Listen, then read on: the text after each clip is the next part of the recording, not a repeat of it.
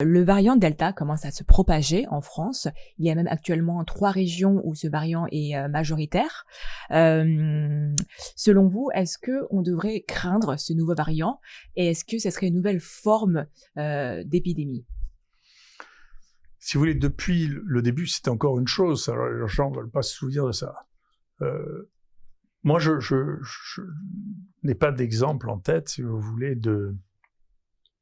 d'épidémies qui rebondissent, vous voyez, comme une balle de ping-pong. Donc, quand on a fini notre première épidémie, avec une courbe qui était la même que celle que vous avez vue en Chine, Oui. je suis parti en vacances, mais je surveille tous les jours le nombre de données qu'on a chez nous, et j'ai vu que les choses repartaient en juillet de manière assez rapide.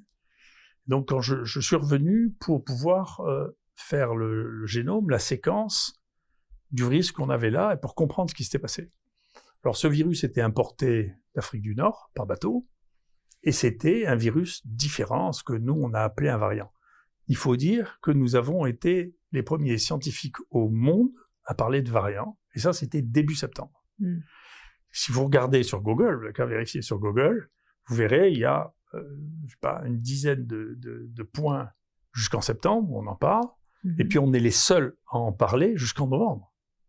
Jusqu'en novembre, les gens disaient que les variants n'existaient pas. Et même l'immense variant qu'il y a eu, qui est la cause de ce que les gens ont appelé la deuxième vague, on a appelé Marseille 4, n'est toujours pas considéré comme étant un variant alors qu'il y a autant de différences. Ce qu'on appelle un variant, c'est un virus qui comporte plus de 5 mutations différentes qu'on n'avait jamais vues avant.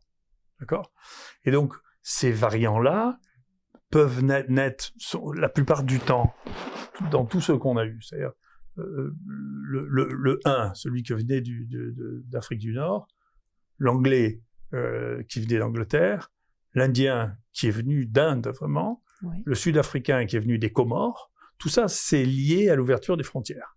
Et donc ça veut dire que dans chaque écosystème, le virus peut développer de nouvelles formes, et donc les sources, ça a été effectivement et on sait maintenant que ce qui influence le plus les épidémies de ce virus, ce groupe de virus, c'est l'ouverture des frontières. La deuxième chose qui est un élément très très important, c'est le rôle des animaux dans cette épidémie et dans ces variations, et en particulier ce qu'on a découvert, enfin moi j'ai découvert ça à cette occasion, c'est le rôle des élevages de visons. D'accord ? Les visons sont des animaux très très sensibles à ce virus. Moi je savais pas qu'il y avait des fermes de visons aussi importantes. Les premières épidémies chez les visons sont apparues en mai 2020, c'est ancien, en Hollande, où il y a eu des cas humains à partir des cas de visons, et il y a eu des cas interhumains à partir de ces virus de visons. Et si on regarde maintenant la variabilité, c'est-à-dire le nombre de variants issus des visons, c'est incroyable. C'est-à-dire, il y a eu beaucoup plus de diversité issue des visons que des humains. C'est incroyable. Et nous, on a fini par relier, on se demandait le variant qui a été celui qui a sévi en Europe et qui a tué le plus probablement depuis août jusqu'à janvier, avant le variant anglais. Nous, on se demandait d'où il venait parce qu'il était apparu comme ça sans qu'il y ait de phase intermédiaire. On s'est rapidement posé la question de savoir s'il venait d'un élevage de visons. Effectivement, il y a un élevage. L'épidémie en France est repartie du centre de la France, dans la Mayenne.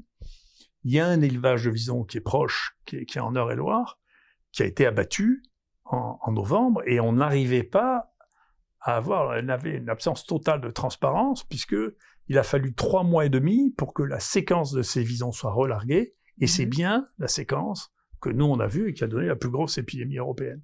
Oui. Et qui est donc un variant aussi, mais qu'on ne veut pas appeler variant pour des raisons qui m'échappent, parce que on a admis qu'il y avait un variant quand il y a eu le variant anglais. Jusque-là, nous on expliquait qu'il y avait un variant, les gens nous disaient on sait pas ce que c'est qu'un variant parce qu'ils n'avaient pas les génomes, on avait fait 30% des génomes français. Donc cette stratégie qui est d'observer sans arrêt, de remettre les choses en cause, d'analyser les données, c'est la seule stratégie scientifique. Tout le reste, si vous voulez, je vois bien qu'on est encore une fois dans une situation de tension extrême dans les pays occidentaux. qui déteint sur les autres et qui fait que on n'arrive plus à avoir la sagesse d'analyser les choses, de les prendre au calme et d'essayer de faire notre métier comme on l'a toujours fait. Est-ce qu'il faut davantage s'alarmer, s'inquiéter par rapport à ces variants, notamment le variant Delta? Je ne sais pas s'il faut s'alarmer. Ce qu'il est en train de montrer, c'est que les protections vaccinales ne sont pas absolues, ce qu'on savait avant ça. Nous, on a documenté près de 600 personnes qui ont été vaccinées, infectées. Donc, mais c'est vrai que le degré de protection vis-à-vis du variant Delta est beaucoup plus faible que vis-à-vis des autres. Voilà. Il est très faible vis-à-vis de celui-là. Donc nous, pour l'instant, 50% des cas diagnostiqués de virus Delta sont apparus chez des vaccinés. On sait qu'il y en a une de même en Israël et on sait qu'il y en a une de même en Angleterre, même si pour l'instant, ces informations sont au compte-gouttes. Donc ça veut dire que les vaccins actuels ne protègent pas bien contre ce virus, ce qui ne veut pas dire qu'il soit totalement inutile, mais c'est pas une baguette magique. Oui. Donc et on a l'impression qu'il y a tellement d'émotions que tout le monde voudrait dire maintenant ça y est, on a une solution et demain on n'en parlera plus. C'est pas comme ça va faire partie de notre environnement, comme la grippe fait partie de notre environnement. Vous voyez, tous les ans il y a de la grippe et ça va pas être plus facile de lutter contre ça que contre la grippe. Voilà, on peut espérer que après ce nombre de cas qui a été infecté, d'abord l'immunité générale de la population est beaucoup plus importante. Moi, dans ce que nous voyons, encore une fois, ce que disent les uns et les autres, je ne sais pas sur quoi c'est basé, dans ce que nous voyons, l'infection naturelle est beaucoup plus protectrice que la vaccination. Donc ça veut dire que les gens le risque d'infection chez les gens qui ont une infection naturelle est probablement très très très bas. Donc en fait, si j'ai bien compris, quand vous dites infection naturelle, ça veut dire une personne qui aurait déjà été qui a eu le Covid, qui a eu le Covid, aurait eu beaucoup moins de chances d'attraper donc un variant, le Delta, qu'une personne qui ne l'a jamais eu et qui est vaccinée, puisque 50% des cas que vous avez observés ont déjà été vaccinés, c'est ça? Dans ce cas-là, l'infection naturelle, est-ce qu'il y aurait aussi en ce moment des scientifiques pencheraient sur un traitement, sur pas un nouveau vaccin, mais un traitement en tout cas pour lutter contre le variant lui-même?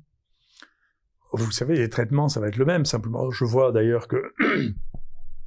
qu'en Angleterre, les gens ont commencé à comprendre qu'il fallait soigner les gens et qu'ils commencent à se faire un travail sur l'ivermectine, ce qui est intelligent. Alors aussi, je n'arrive pas à comprendre pourquoi l'Europe a pas accepté donner une autorisation d'utilisation de ce médicament. Sauf peut-être que parce qu'il coûte rien, quoi. Ça coûte rien. On sait qu'il est totalement anodin. Il a été prescrit à des milliards d'individus. C'est la première fois, d'ailleurs, son inventeur, qui est un japonais, son découvreur, qui est un japonais, a été censuré parce qu'il a dit qu'il était anodin. Ils censuré un prix Nobel, quand même, parce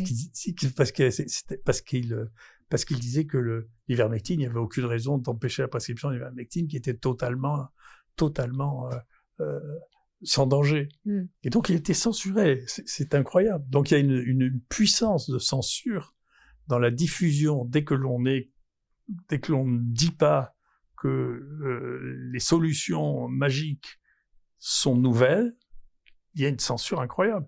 Mais actuellement, moi, je pense que la raison voudrait que on reprenne les choses tranquillement si malheureusement on est face à un nouvel épisode épidémique et que donc on essaye proprement et sans a priori les thérapeutiques pour lesquelles sont accumulées des données extraordinaires, parce que si vous regardez, il y a un site qui s'appelle Cov19 qui collecte toutes les données sur l'hydroxychloroquine, toutes les données sur l'ivermectine.